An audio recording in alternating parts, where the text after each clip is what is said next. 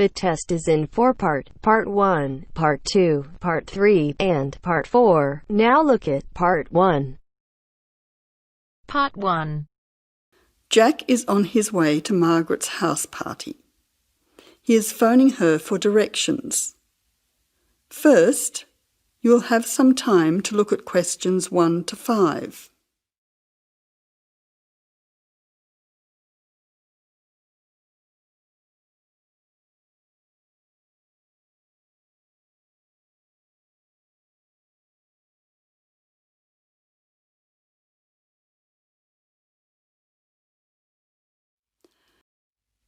Now listen carefully and answer questions 1 to 5. Jack has got lost on his way to Margaret's party. He is phoning her for directions.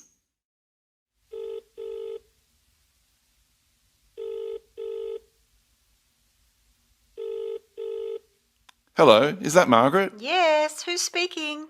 Margaret, it's Jack. I think I'm lost. I can't see a signpost and... Jack, so where are you now? Well, I'm a bit confused about the directions, but I'm at a T-junction. What can you see around you? I can see a pub on the corner. Can you see the name of the pub? Wait a minute, let me see. It's hard to see in the dark. Yes, I can read it now. It's called the Lion's Head. Oh, the Lion's Head. Okay, well then you're not too far away. Go straight ahead through the traffic lights to the next T-junction. Sorry, I didn't hear you. What did you say? I said just go through to the next T-junction. Okay. Now what? Well, there's a park in front of you and a large 2-storey building on the corner. Yes, I can see them. Okay, so now turn left. Hang on, you're coming up the street, so you'll have to turn right. Okay, got it. What's the name of your street? It's Wesley Street, Wesley, number 70.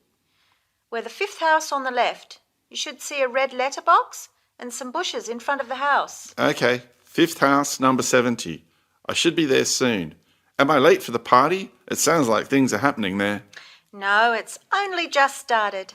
That's good. I should be there in the next 10 minutes. See you soon. Jack hangs up and walks on. 7 minutes later, he calls Margaret again, as he still can't find the house. You now have some time to look at questions 6 to 10.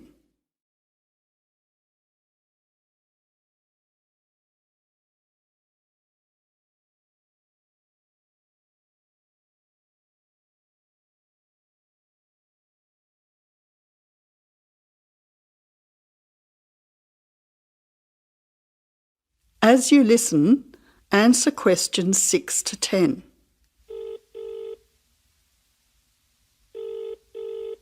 Who's speaking? Hi, Margaret. It's Jack again. Sorry to bother you. Listen, would you mind doing me a favour? Of course, what? Could you tell Mike I have got his camera? I've tried to send him a text message, but it's not going through. Oh, he's not here yet. Oh dear, he said he'd be there early. He might be lost too. Okay, I'll call him. What's his number? 0482 56 3379. Oh, so that's 0485. No, 0482 56 3379. Okay, I'll call him right away. But where are you now? Well, I'm in your street, but I still can't find your house. I can't see the numbers very clearly, or a red letterbox. It's pretty dark. I thought you said it was easy to find. Oh, okay, wait there. I'll come outside and get you. All right then, and don't worry about calling Mike. I'll try to call him now. Hang on, there's someone coming down the street. It looks like Mike. Oh, and I can see the letterbox now. It was hidden behind a bush. See you soon.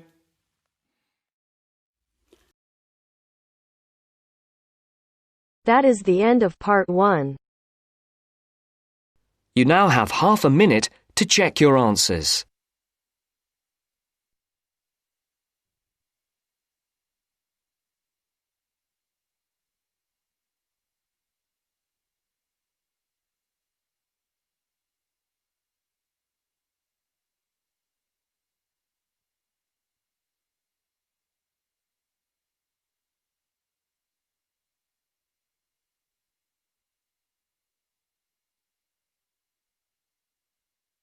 Now turns to Part 2.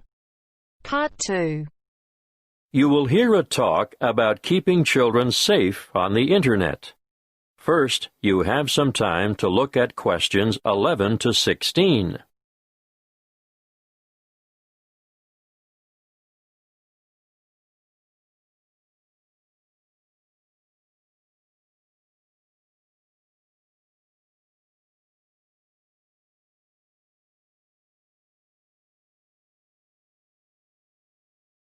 Listen carefully and answer questions 11 to 16. Thank you for coming.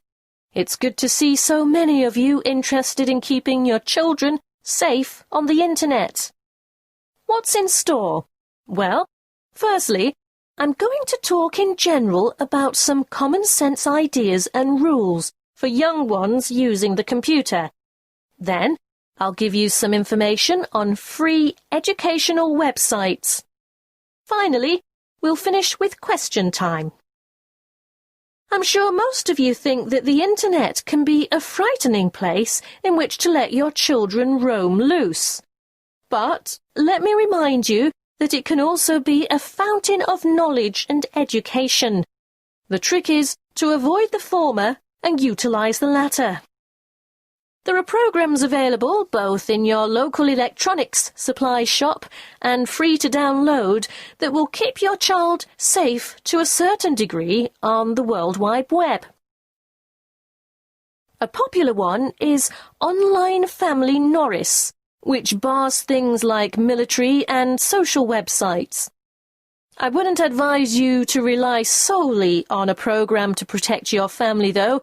As good as it is, you cannot abdicate your responsibility as a parent. I'm sure you all know that, or you wouldn't be here. When all is said and done, the best way to keep children safe is to educate them and keep an eye on them. For this reason, you should make sure the computer which your child uses is kept in a communal space, where you can look over their shoulder from time to time. It is paramount that you teach them never to divulge their proper or full name, and to never provide personal information, such as where they live or what their phone number is. Tell them that online friends must remain just that, online, unless they are supervised. It is difficult, I know, to teach children about the dangers of the world when they are so naive, so trusting and innocent. But without going into great detail, you must alert them to the possibility that the people they are chatting with may not be who they say they are. It's also sensible not to give them their own email address until they are old enough to use the Internet safely. So, all communication from websites will go through you. When they are old enough to use social sites like Facebook and MySpace, teenagers need to know that whatever postings they put on the web will remain accessible forever. Nothing is ever really deleted there. And embarrassing pictures or remarks may come back to haunt them one day. For instance, when they apply for a job, they could jeopardize their chances, as the employer or human resources staff will look on the web to find out more about their potential employee, and they may be shocked by what they find there, not the sort of stuff an applicant would want on his or her CV. It can also make them more vulnerable to bullying. Unfortunately, bullying on social sites is another thing to look out for. And I have to tell you, it's on the increase. It's a very difficult issue to deal with, but something that is more easily detected if the computer is kept in a family space. If we can put these negative issues aside, let's not forget that the Internet is also a wonderful place for children of all ages. Teenagers may be mostly networking on social sites, or completing research that they've been asked to do as part of their homework assignments, but younger children can get assistance with mathematics, spelling, and reading on a variety of free and paid-for sites. Before you hear the rest of the talk, you have some time to look at questions 17 to 20.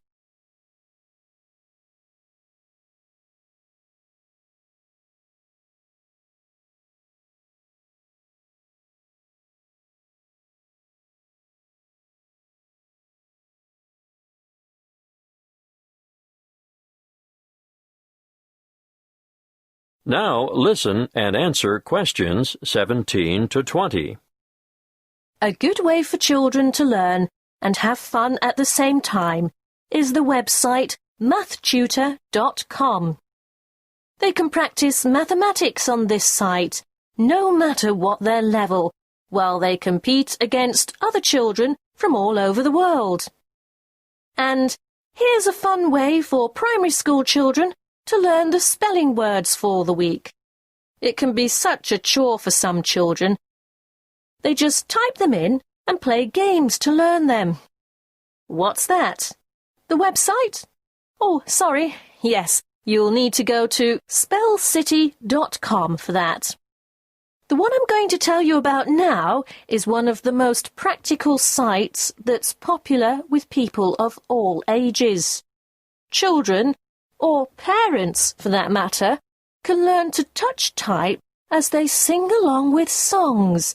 And there's a variety of funny characters to help you enjoy yourself as you learn. In this day and age, typing is essential. Everyone should be able to type fast and accurately. So, go to beeb.co/typing and try it out. Don't just leave it up to the kids. Here's a site that parents can use to download worksheets to extend their children by giving them further practice.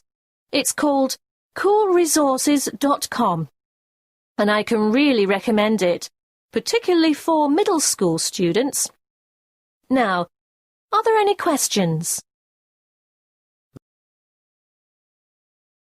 That is the end of part 2. You now have half a minute to check your answers.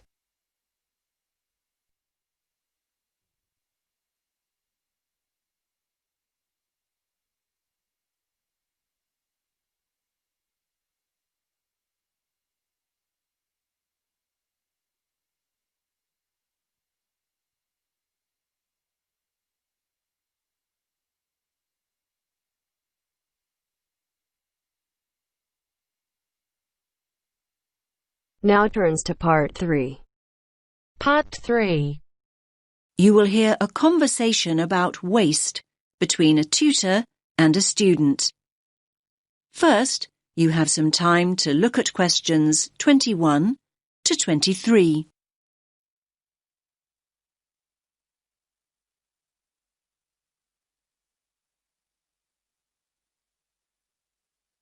Listen carefully to the first part of the conversation and answer questions 21 to 23. Well, we've been looking at the issue of waste this term, and as you know, it's a huge area to research. Now, Hannah, just to recap on our last session, we identified a range of sources of waste. Can we just run through these very briefly before we make a start? Yes, I've got a note of them here. We've got waste from industry, commerce, quarrying and construction, and then of course there's household bins and litter. Great. Now, you were going to focus on industrial waste, weren't you? How's the research going? Well, actually, I decided to go with household waste in the end and focus on food. I've been looking at exactly what we throw out and how much. Now, maybe this won't come as much of a surprise to you, but I was really amazed at just how much food we throw away in the UK. We throw away over 7 million tonnes of food every single year. 7.2 million to be exact. That's quite right. In the latest survey, it's been estimated that we're wasting 1/3 of the food we buy. Exactly. That's like 1 in every 3 bags of food shopping going straight into the bin. I think the worst thing about it is that more than half of this is food we could actually have eaten. So to give you some examples, things like unopened pots of yogurt, whole chickens. Yes, people actually throw out whole chickens. Now you have some time to look at questions 24 to 30.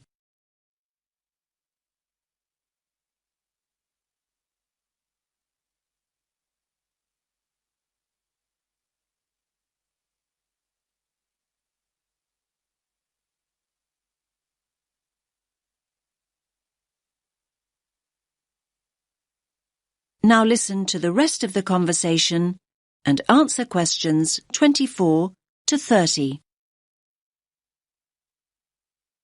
Now, have you got any figures to support this? It's important to include these in your final assignment.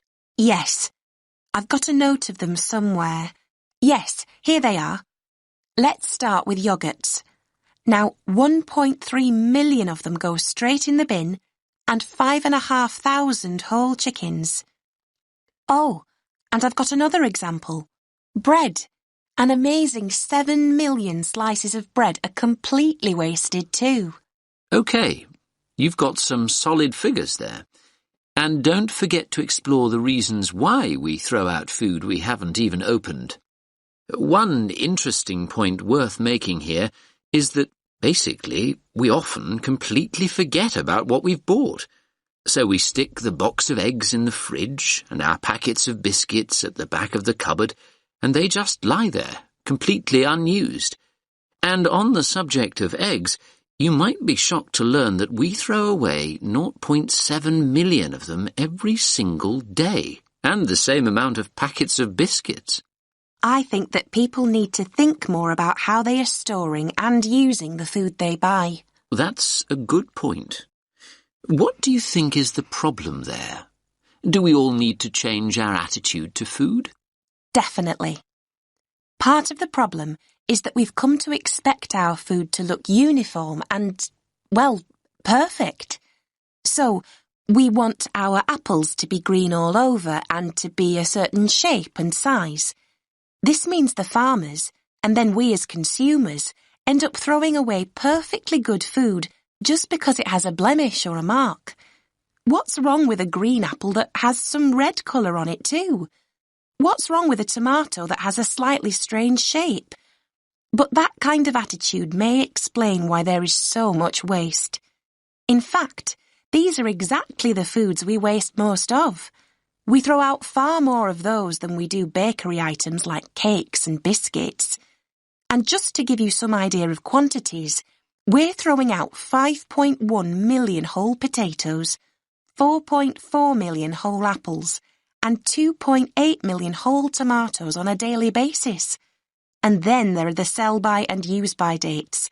They encourage us to throw away food long before it goes off. Thanks, Hannah. You've highlighted an interesting point, that waste is very much a social issue. OK, let's leave it there. We can look at the issue of initiatives to reduce waste next. That is the end of part 3. You now have half a minute to check your answers.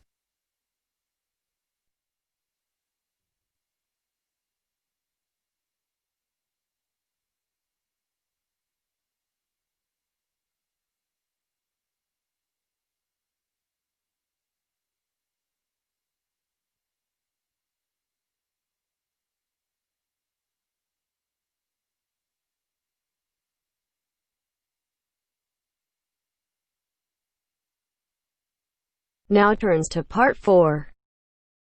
Part 4. You will hear a talk from a series of lectures on the survival of our planet. Professor Samson talks about endangered species of flora and fauna. First, you'll have half a minute to look at questions 31 to 40.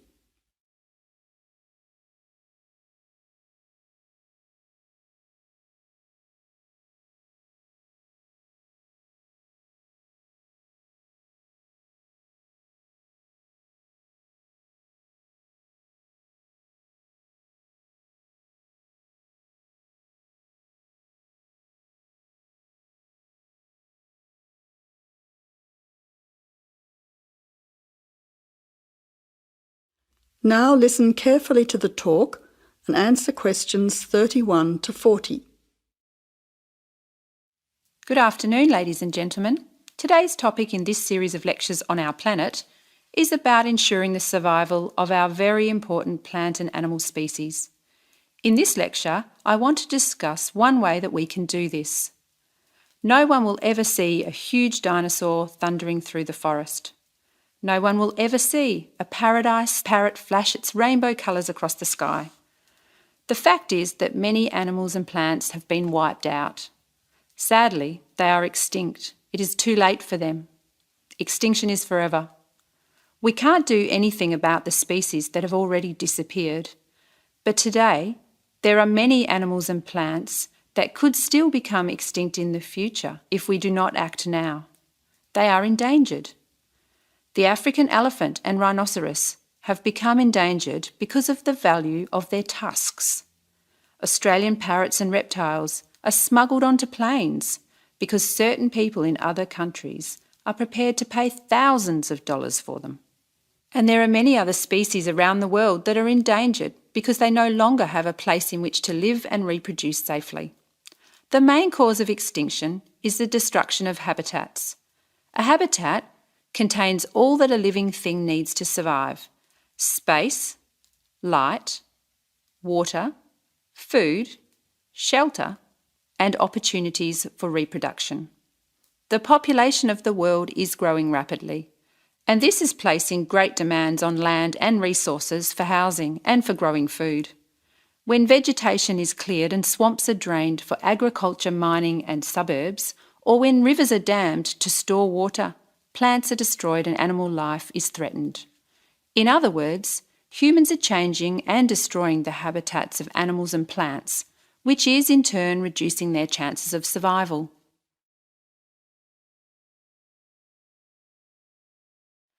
So how can we conserve habitats and help save endangered species? Well, one way is to protect their habitats permanently in national parks or nature reserves. National parks have been created in many countries. They encourage people to enjoy the beauty and diversity of the animals and plants that live there without harming them. By supporting and visiting these parks, people can become more aware of the species that live there and how the parks work to protect them. It is very important that, when visiting a national park, we keep them safe for future generations of plants and animals by obeying a few rules. Firstly, follow the fire regulations. Don't throw cigarettes or build fires, except at certain times of the year in especially allocated areas and facilities. Secondly, remember to leave pets at home. Pets, such as cats or dogs, can hunt birds or other small animals. Some pets might even escape and become a serious threat. Thirdly, place all rubbish in a bin or take it home. Plastic bags or leftover food are dangerous to the animals and harm the environment. Don't pick the flowers or damage the plants. Flowers create the next generation of the plant. Also, for the same reason, birds' eggs must be left in their nests. The loss of species in the past is sad. However, there is hope for the future. Despite the demands of our increasing population, we can work to protect the plant and animal species we still have. So I would like to conclude by saying that I believe that, with strong public awareness and support of these national parks and reserves, the future of endangered species can be ensured. That is the end of part 4. You now have half a minute to check your answers.